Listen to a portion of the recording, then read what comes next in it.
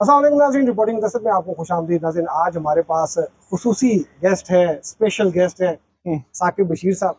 साकिब बशीर साहब जो है आइनी तरमीम के हवाले से इन्होंने बहुत से प्रोग्राम किए और जो जजों के अंदर जो अनरेस्ट था उसके हवाले से इन्होंने बड़ी एक्सक्लूसिव और इन डेप्थ और शुरू में इन्होंने खबर दी थी कि लावा फटने वाला है। उसके बाद सोशल मीडिया में इनका नाम ही जो है वो लोगों ने लावा रख दिया। साकिब बशीर साहब अभी जो आइनी तरमीम के बाद जो इस्लामाबाद हाई कोर्ट में या सुप्रीम कोर्ट में आप क्या तब्दीली देख रहे हैं? वैसे लावा जो फटा था ना, उसके जो गवर्नमेंट ने उसके बाद सोचना शुरू किया कि अब जो है वो आईनी तरमीम लानी वो चाहिए और आपके वो लावे की वजह से, लेकिन उसका तो नुकसान जो है वो नुकसान जाहिर सी दूसरी तरफ बात हो है, गया। दूसरी तरफ हो गया है। अच्छा, अब क्या आप पूछ रहे हैं?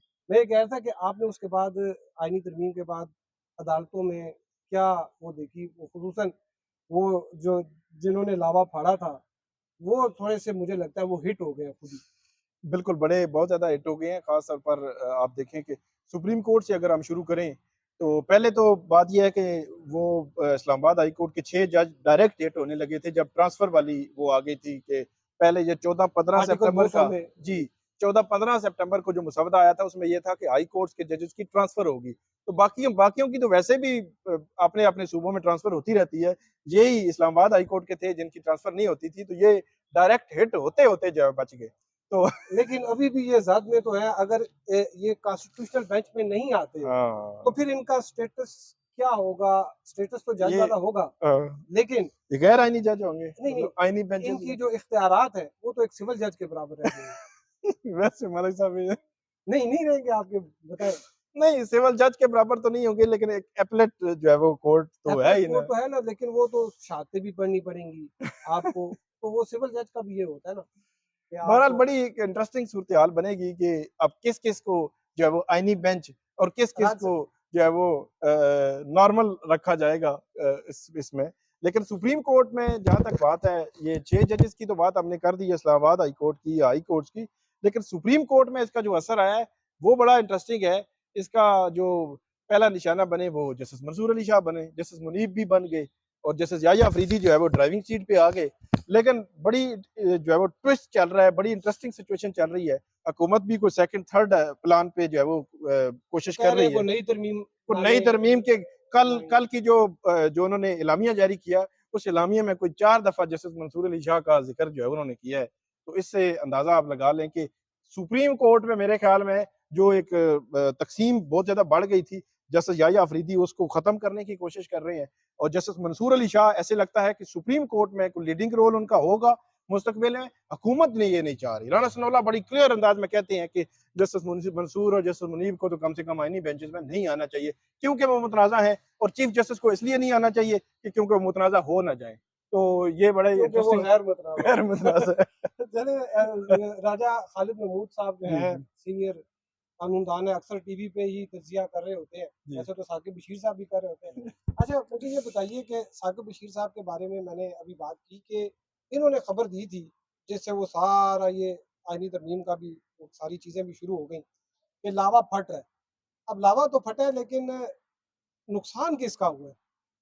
देखें, डेफिनेटली जुडिशरी का नुकसान हुआ, अदारे का नुकसान हुआ है और फिर पूरी कौम ने देखा कि हमारी जुडिशरी बुरी तरह से डिवाइड हुई और बहुत सारी तल्खियाँ पैदा हुई, जिस तरह के लेटर्स और जिस तरह से रिएक्ट करते रहे एक दूसरे के खिलाफ, ये बड़ा अनफॉर्चुनेट था। लेकिन मैं तवक्को रखता हूँ कि जिस तरह चीफ जस्टिस ऑफ पाकिस्तान जो इनकम्बेंट चीफ जस्टिस हैं जनाब यही अफरीदी साहब, जो उन्होंने स्टेप्स लिए तो उनकी पूरी कोशिश है, यानी उनकी इंटेंशन भी बड़ी क्लियर है, नेक नीति के साथ वो कोशिश कर रहे हैं कि वो सारा जो टूट फूट थी उसे जोड़ा जाए, रिपेयर किया जाए और जजेस बिल्कुल उनके अंदर यंगांगत हो, यकजहती हो, एक इकट्ठ की सूरत में और बगैर किसी तकसीम की सूरत में वो जो लोगों के यानी जो आम लिटिगेंट है बुरी तरह से सफ़र कर रहा था उनके केसेस के फैसले किए जा सकें, जिसका आप देखें कि उन्होंने पहले मरहले पे 8 बेंचेस तश्कील दिए। अच्छा, बेंचेस से मुझे याद आया कि वो अभी मैं साकिब साहब से बात कर रहा था कि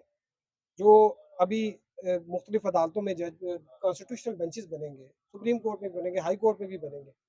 तो जो कॉन्स्टिट्यूशनल बेंच जो के जो जजेस होंगे, उनके पास तो इख्तियारात होंगे, जो बाकी जजेस होंगे वो एपलेट जुरिसडिक्शन में करेंगे, तो उनका मैं ये कहता कि उनके पास तो सिविल जज का इख्तियार रह जाएगा। आपका इस बारे में क्या कहते हैं? देखिए, सिविल जज का नहीं, ये हमारे यहाँ बड़ा एक गलत ट्रेंड बन गया था और मैं समझता हूँ कि अनफॉर्चुनेटली इफ्तिखार चौधरी साहब के दौर के बाद ना, यानी ये पट्टियाँ चलना, जजेस का लाइमलाइट में रहना और जो एक हाइप क्रिएट हो गई थी कि फलां केस लगा और उसमें ये हुआ और फिर उस पे तबसरे, और दिन को सुप्रीम कोर्ट सुनती थी और शाम को टॉक शोज में बैठ के चंद जो मीडिया पर्सन्स थे वो उस पे फैसले देते थे। तो मेरे ख्याल में वो बात यानी ये अफरीदी साहब का मैंने देखा, चीफ जस्टिस ऑफ पाकिस्तान का, कि जो उनका वक्त था उसमें भी उन्होंने किसी को तस्वीर बनाने की इजाज़त नहीं दी।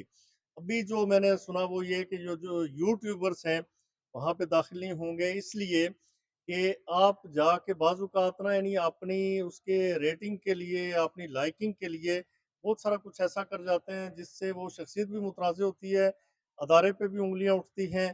तो मेरा ख़्याल है कि जजेस का असल काम यही होता है कि उन्होंने केसेस की समाअत करनी होती है, चाहे वो कॉन्स्टिट्यूशनल मैटर है या कोई सिविल एपलेट अपील जुरिसडिक्शन है। अपीलेट जुरिसडिक्शन है, सिविल अपील है, क्रिमिनल अपील है, टैक्स मैटर है या फैमिली मैटर है, जिस तरह के भी केसेस हैं। तो असल में असल अपॉइंटमेंट तो इन्हीं केसेस के लिए होती है, कॉन्स्टिट्यूशन तो extra a ordinary ordinary jurisdiction है। साबिर साहब, मुझे ये बताइए कि जजेस जो हमने देखा है, तो वो कुछ नाराज़ से हैं आईनी तरमीम के बाद। बाबर सत्तार साहब जो हैं, वो 1 महीना छुट्टी पे थे और फिर वो अभी आए हैं और उनकी कास्ट लिस्ट जो है वो जारी होनी थी, लेकिन वो कैंसल करवा दी उन्होंने और वो दोबारा 4 तारीख से दोबारा छुट्टी जा रहे हैं लॉन्ग लीव पे। इस तरह जस्टिस मोहसिन अख्तर कियानी जो है, उनकी भी गुज़िश्ता 1 हफ़्ते में अगर देखें, वो बड़े रेगुलर जज थे, लेकिन गुज़िश्ता 1 हफ़्ते में वो मेरे ख़्याल में कोई 3 या 4 दिन उन्होंने छुट्टी की है, आज भी उनकी कास्ट लिस्ट जो है वो कैंसल हुई है। ये क्या वजह है? आप क्या समझते हैं? कोई अंदर की कोई बात बताएँ कि क्या मामला है? वैसे जस्टिस मोहसिन अख्तर कियानी साहब के हवाले से मैंने चेक किया है, उनकी तबीयत जो है वो नासाज है, वो बीमार हैं। तो इस वजह से डॉक्टर ने उनको कहा था कि बेड रेस्ट का मशवरा दिया था, तो इसलिए वो 3-4 दिन शायद जो है वो नहीं आ सके और मे बी कल या परसों से वो आएँगे। जस्टिस बाबर सत्तार साहब के हवाले से वो एक 1 माह छुट्टी पे हो सकता है, उनको कोई काम हो, कोई नहीं, वो पुरानी दोबारा छुट्टी छुट्टियाँ ले ली है ना। हो सकता है दोबारा कोई अच्छा, काम दोबारा दोबारा कोई काम लंबा काम आ गया। कोई काम हो, वो मसरूफ़ियत हो उनकी फ़ैमिली के साथ या कोई ऐसी, तो उन्होंने जो तातीलात थी 2 मंथ की उसमें 1 मंथ में की थी, तो हो सकता है वो उस सेंस में कर रहे हों।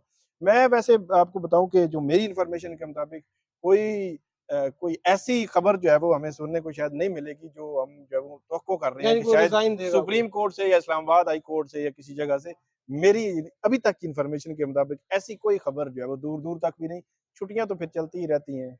काज़ी नहीं, साहब भी तो 5 माह जो है वो चैम्बर वर्क पे रहे थे सितंबर 2023 से पहले जब नहीं, प्रैक्टिस एंड लेकिन प्रोसीजर वो एक्ट तो आया था। उनको तो ज़बरदस्ती चैम्बर वर्क पे लगाया गया था ना। वो तो उनको तो छोटे-छोटे केस देते थे, कोई शुफ़ा का केस दे देते, कोई ढाई महीने। अच्छा, आप मुझे बताइए, अगर जजेस जो है वो इस तरह छुट्टियाँ करने लग गए, तो आम लिटिगेंट जो है, क्या वो सफ़र नहीं करता? देखिए, डेफ़िनेटली सफ़र करता है। ये छुट्टियों का आप देखिए ना, छुट्टियों का सफ़र उस वक़्त था जब गोरा यहाँ पे था, चूँकि गर्मी शिद्दत की होती थी तो लिहाज़ा वो 2 माह या 3 माह की छुट्टियों पे यूके चले जाते थे। उसी रिवाज को हमने परवान चढ़ाया। आप देखें कि नहीं, वो फिर गोरे वाली छुट्टियाँ इन्होंने अवेल कर ली थी, उसके बाद 2 नहीं, महीने वो की। मैं उन पे क्या तबसरा करूँ, यानी ज़रा 1 माह उसके बाद छुट्टी की, अक्टूबर का महीना। अब यही शुनीद है कि 3-4 दिन काम करके तो उसके बाद फिर वो छुट्टी पे जा रहे हैं। मेरा ज़ाती ख़्याल ये है, इर्रिस्पेक्टिव टू इट, कि छुट्टी पे कौन जा रहा है। जो भी जा रहा है, अगर आप इतनी छुट्टियाँ करते हैं तो आप उसकी तनख़्वाह ना लें, उस महीने की मरात ना लें, और ये सरकार का पैसा है, इस गरीब अवाम का पैसा है और आम बंदा पिस रहा होता है। मलिक साहब, आप अंदाज़ा नहीं कर सकते कि जब एक लिटिगेंट जिसका बड़ी मुश्किल से कहीं केस फिक्स होता है, तो जब आके वो देखता है कि काज़ लिस्ट पे लिखा होता है कि कैंसल, ठीक है, काज़ लिस्ट कैंसल हो गई, डीबी कैंसल हो गई, सिंगल कैंसल हो गया या जज साहब छुट्टी पे चले गए। अब पार्ट हार्ड मैटर्स होते हैं तो उसी जज साहब ने सुनने होते हैं, लिहाजा वो उसी तरह पेंडिंग हो। और फिर वकला के लिए भी ये प्रॉब्लम बन जाती है कि एक केस जिसकी 3 माह पहले समाप्त हुई थी, जब वो दोबारा टेकअप होगा, तो अब मेरा एक केस है वो पार्ट हार्ड हुआ, अब 6 या 7 तारीख के लिए लगा है। मुझे नए सिरे से तैयारी करनी होगी और नए सिरे से जो जज साहब हैं उन्हें अप्राइज़ करना होगा, आर्गू करना होगा उनके सामने, ताकि उनकी मेमोरी भी फ्रेश हो जाए। तो जो एक इस मुल्क का असल स्टेक होल्डर इस आम लिटिगेंट है। हमने ये कोर्ट्स अशराफिया के लिए नहीं बनाई हुई, ना बनी थी कि आप कॉन्स्टिट्यूशनल मैटर्स लेके, अब आप देखें, यानी एक मैं छोटी सी मिसाल दूं कि जस्टिस गुलजार साहब के दौर में एक मामला वो रेज ऑफ हैंड्स वाला था, यानी सेनेट में कि जी हाथ उठा के नहीं बल्कि खुफिया वोटिंग होनी चाहिए।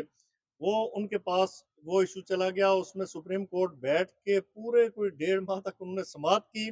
और पहले दिन जो 5 मिनट में हमने जो हमारा इन्फ्रेंस था, हमारा जो कंक्लूजन था, वो ये था जी कि कॉन्स्टिट्यूशन के अंदर एक चीज प्रोवाइडेड है, तो जब तक कॉन्स्टिट्यूशन का वो मुतलका आर्टिकल अमेंड नहीं होता तो उसे कैसे सुप्रीम कोर्ट कह सकती है नहीं रेज ऑफ हैंड्स के जरिए आप वोटिंग करें। वही सुप्रीम कोर्ट ने 1.5 माह की समाअत के बाद वो फैसला किया, जो 5 मिनट का काम है उसे आप यानी 4 हफ्ते या 6 हफ्ते क्यों लगाते हैं। इससे आम लिटिगेंट सफर करता है, जिसकी देखें सबूत ये है कि कल सुप्रीम कोर्ट की जो हुई फुल कोर्ट, पता ये चला कि 59,000 से ज्यादा केसेस इस वक्त पेंडिंग हैं। 10-10 सालों से लोगों की क्रिमिनल अपील्स नहीं लगी। और ऐसे भी वाकयात आपके सामने आए हैं, आप बेहतर समझते हैं कि लोग या तो सजा पूरी करके जा चुके हैं या किसी की जेल में डेथ हो गई, सिविल अपील थी तो उसकी या तो एक्सिक्यूशन हो गई, यानी लीव के स्टेज पे नहीं आया, उसकी एक्सिक्यूशन हो गई। वो कहते हैं जी अब जब हाजिर होते हैं लगती है, कहते हैं कि नाउ इट हैज बिकम इनफेक्शियस, ठीक है, ये अब गैर मौसर हो गई। इस दौरान नीचे वाला जो फैसला था उस पर अमल दरामद हो चुका है। लिहाजा मैं समझता हूँ कि दयानतदारी का तकाजा ये है कि अगर काम करना है तो फिर काम करना है। ये जो जजेस साहिबान बहुत ज़्यादा छुट्टियाँ करते हैं, मैं समझता हूँ कि इनमें से कोई भी गरीब आदमी नहीं, वो अगर प्रैक्टिस में जाना चाहें तो बेहतरीन उनकी प्रैक्टिस भी हो सकती है। अगर आपको नहीं सूट करता, यानी आप तनदेही से काम नहीं कर सकते, मेहनत नहीं कर सकते, फिर आप छोड़ दें। यानी कोई भी जो है वो सो एवर ही इज, मैं किसी पर्टिकुलर बंदे की बात नहीं कर रहा, आप छोड़ के तो वकालत हाँ, करें। दूसरों को मौका दें। दूसरों नहीं, दूसरों मतलब को मौका दूसरों को मौका दे ना दे वो नहीं, यानी आप ये है कि जो अगर उसका हक अदा नहीं कर नहीं, सकते, नहीं, मैं तो बिल्कुल। हक अदा नहीं कर सकते, तो फिर वो जॉब छोड़ देनी चाहिए। वो मैं हूँ, एक्स वाई जेड हो, जब आप ये नहीं, ये क्यों आप ये देखें कि पैसा किसका है। ये तो टैक्स पेयर्स के ये पैसे हैं। टैक्स पेयर्स का पैसा है। किस तरह से आज देखें तनख्वाहदार बंदा पिट रहा है कि मेरी तनख्वाह से आम जो असल इस मुल्क का टैक्स जिससे लिया जा सकता है, और टैक्स वो मीनिंगफुल भी हो सकता है, कहीं पे वो काउंट भी किया जा सकता है, वो टैक्स नहीं देता। और वो जो बेचारे फंसे हुए हैं, एक तनख्वाहदार आदमी का टैक्स काट के जब उसे चेक मिलता है तो परेशान हो जाता है कि मैं क्या करूं। तो उन लोगों का पैसा, गरीब लोगों का पैसा, इस मजलूम कौम का पैसा, ये पब्लिक एक्सचेकर पे ये अय्याशी की मुकम्मल ये पाकिस्तान नहीं हो सकता। बहुत शुक्रिया जनाब राजा खालिद साहब। आखिरी सवाल करते हैं साकिब बशीर साहब। साकिब तो ये बताइए कि अभी जो सुप्रीम कोर्ट में ये याहिया अफरीदी साहब जो हैं वो आए हैं, तो आपके ख्याल में अब और जिस तरीके से वहाँ पे चीज़ें चल रही हैं, तो क्या जो रेटिंग है यूट्यूब की उस पे कुछ फ़र्क पड़ेगा? नहीं, रेटिंग का मेरा ख्याल में याह्या अफरीदी साहब क्या कर रहे हैं या क्या नहीं कर रहे उसका क्योंकि ये सोशल मीडिया पे ये बड़ी चीज़ आ रही है ना। नहीं, नहीं, मैं इससे वैसे एग्री नहीं करता क्योंकि जो यूट्यूब पे सहाफ़ी हैं, ख़ास तौर पर जो कोर्ट रिपोर्टर सहाफ़ी हैं, वो अपडेट्स दे रहे होते हैं कि सुप्रीम कोर्ट में क्या हो रहा है और क्या अस्सलाम जो है वो वालेकुम। प्रोसीडिंग्स चल रही हैं और क्या ऑर्डर्स हो रहे हैं। इस किस्म की अपडेट्स आ रही होती हैं, कौन-सा केस आ रहा है। मतलब फ़र्ज़ करें कि अब जो आईनी तरमीम आई हैं, वो हैं क्या, इम्प्लीमेंट कैसे होंगी, सुप्रीम कोर्ट में बेंचेस कैसे बनेंगे। याह्या अफरीदी साहब ने फुल कोर्ट बुलाई, पहले दिन वो सारे जजेस से मिले हैं। याह्या अफरीदी साहब सबको यूनाइट करने की कोशिश कर रहे हैं। जो उन्होंने फुल कोर्ट बुलाई उसका जो एलामिया है, वो बता रहा है कि उनका जो मकसद है वो पेंडेंसी खत्म करना है। तो मेरा नहीं ख्याल कि उसको उससे जोड़ा जा सकता है। कुछ लोग कहते हैं तो कहते रहें, उनका क्या है, हम रोक तो नहीं सकते। जी, बहुत शुक्रिया जनाब साकिब बशीर साहब। तो नाज़रीन साकिब बशीर साहब जो हैं आज उन्होंने बताया और स्पेशली जो इनके हवाले से जो चीज़ें चल रही थी कि जी ये लावा कैसे फटा था, क्या था, वो भी उन्होंने एक्सप्लेन किया और उसका नुकसान जो है वो क्या हुआ, कोलैटरल डैमेज ही मुझे तो नज़र आ रहा है।